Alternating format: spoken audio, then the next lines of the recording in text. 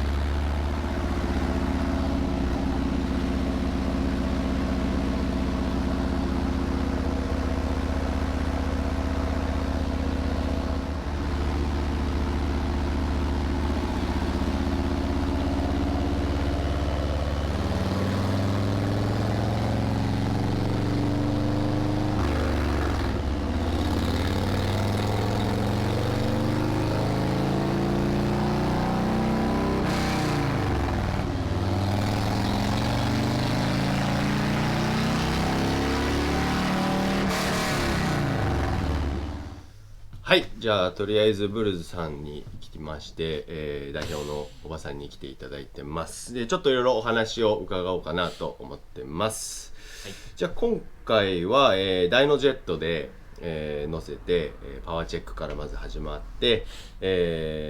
純正にちょっと純正のデータがもうちょっとなかったので、純正に近いデータちょっと作ってもらって、純正に近いデータと、今入れてたスクリーミングイーグルのスーパーチューナーのデータと、あと今回新たにパワービジョンっていう、もので純正のデータ書き換えで、セッティングを出していただきました。でちょっとその辺の比較のちょっとお話を聞きたいなと思います。じゃあよろしくお願いします。じゃあまずは、ちょっと後でこういうグラフとかは差し込みで入れたいと思いますが、まずじゃあどっからいくの、純正からのいきましょうかね。これかな。じゃあ純正がまず馬力で単純に言うと、純正で86馬力は出てたんですけれども、そこからですね、はい、ちょっとこれが見づらいかもしれないですけど、また画像で入れさせてもらいます。純正が緑ですね。はい、緑のこのグラフが、馬力とトルクですね。はい、で、赤がスクリーミンのスーパーチューナーで、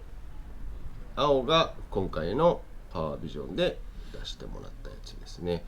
じゃあ実際これ多分あんまり皆さんセッティングっていうのがそこまで多分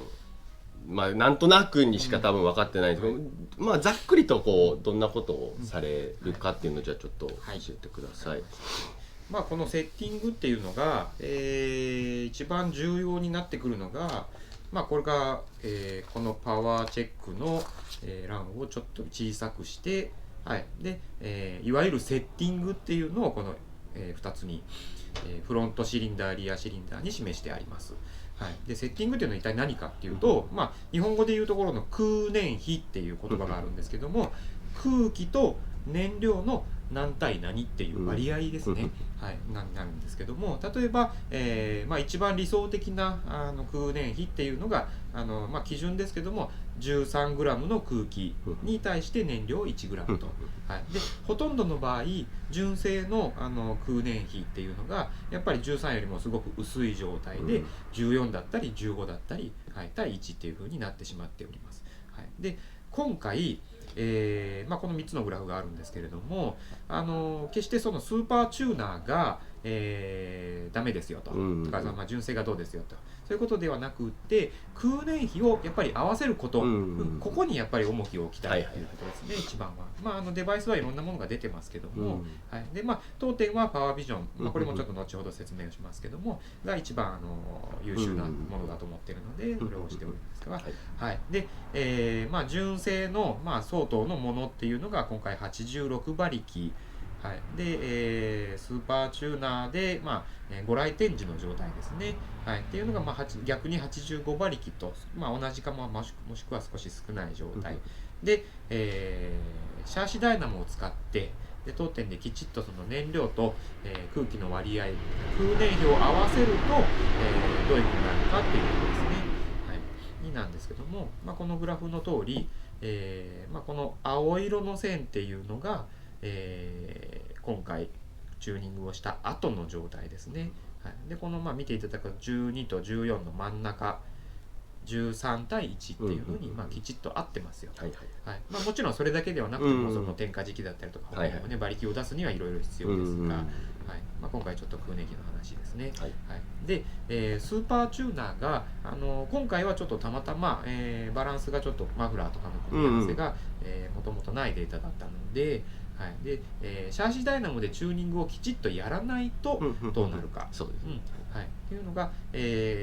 純正よりはいいんですけども、ただ若干燃料が多すぎる状態、燃料増やしたのはいいんだけど、ちょっと増やしすぎてる状態になってました。なので、例え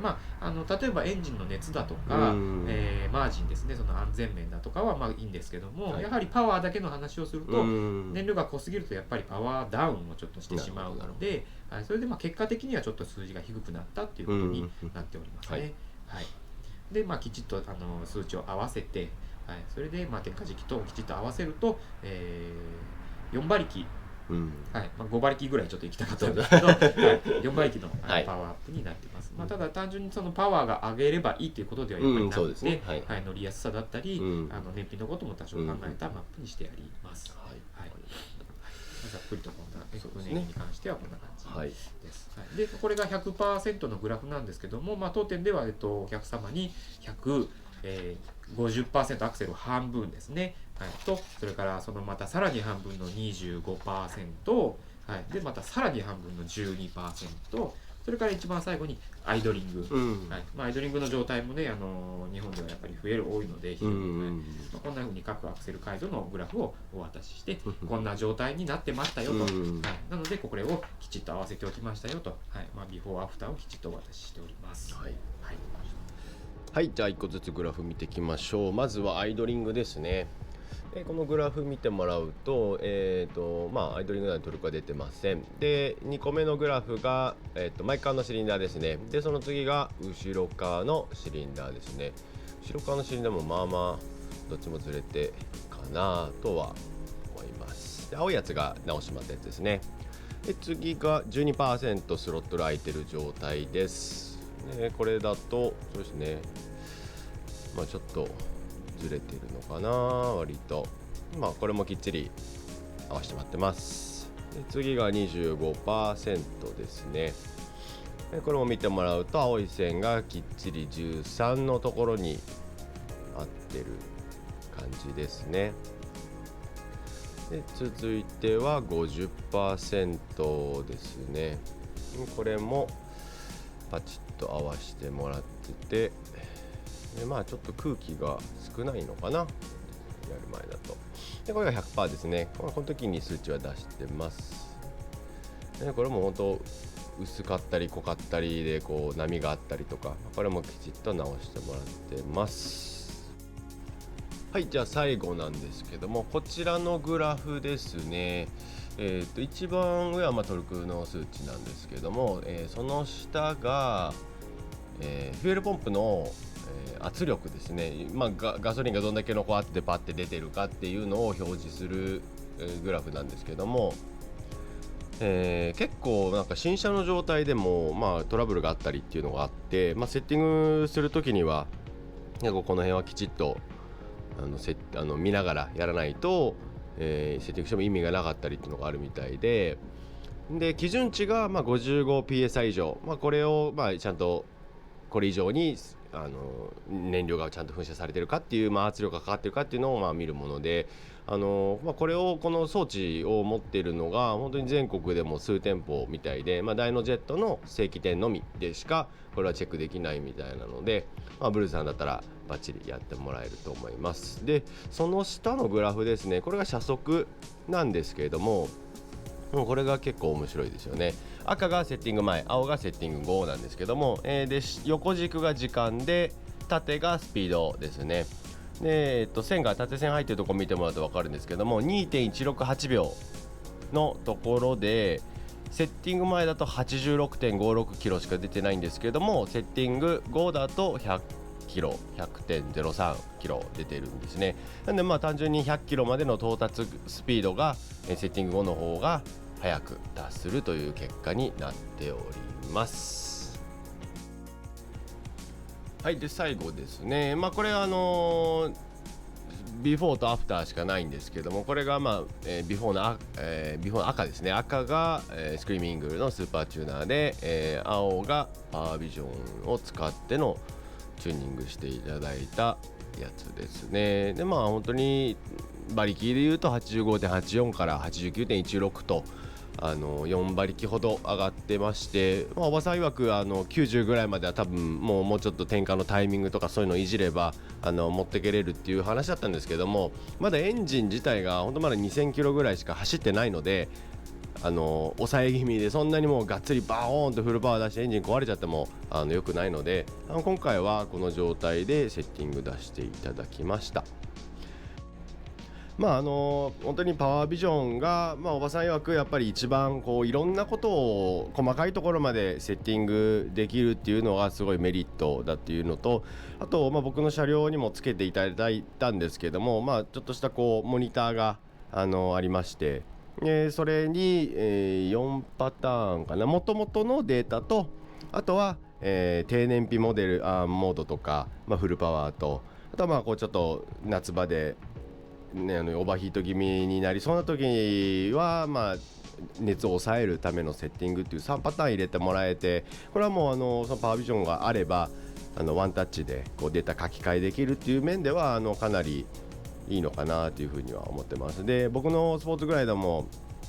タコがタンクのところについてるんで、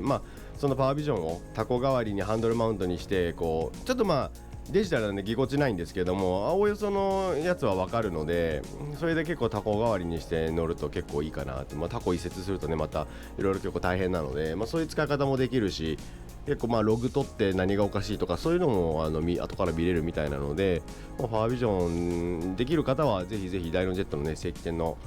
お近くにあればそういうところでやっていただくと一番いいかなとは思います。はい、いかがでしたでしょうか。なかなかねフューエルインジェクションのチューニングって言っても何やるんだろうとか何がどう変わったんだっていうのはなかなかね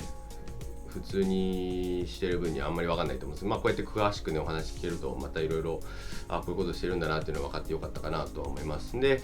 ューニングしていただいた後、乗って帰った時に一番感じたのはすごいマイルドになったというのかな。本当今まではアクセルオフにしたりした時に多少なりバックファイアもあったりとかちょっとギクシャクした感じっていうのはすごいあったんですけれども、本当スムーズに1速から6速までアクセルも0から100まで本当スムーズにファーッと上がってやっぱり波がないようなイメージはすごい感じましたね。特に実質多分元々の85馬力から89馬力まで上がったんですけども、正直その4馬力の違いっていうのはまだ今のところそんなに実感はできてないというか、スポーツグライダーねそもそもそんなにまだ乗れてないのでそこまで実感はないんですけども、本当に単純にスムーズになったっていうのはすごい感じたので、それだけでもすごい良かったかなとは思いましたね。で、ちょっとお話でもあったみたいにこうカムがやっぱりミルウォーキーは最初すごい山が低いらしく、本当にカムを変える、ハイカム入れるだけでもう本当10馬力ぐらい上がるらしいんですよね。そうするとやっぱ多分すごい体感も多分変わるかなっていうので、この後ちょっとそっちの方面に、カムぐらいはやりたいなと思ってますので、またこの後にねちょっとどういう風に進めていくかはまたこれからちょっと話していきますので、ひとまずちょっとこの状態で楽しみたいなと思います。それではじゃあまた次回よろしくお願いします。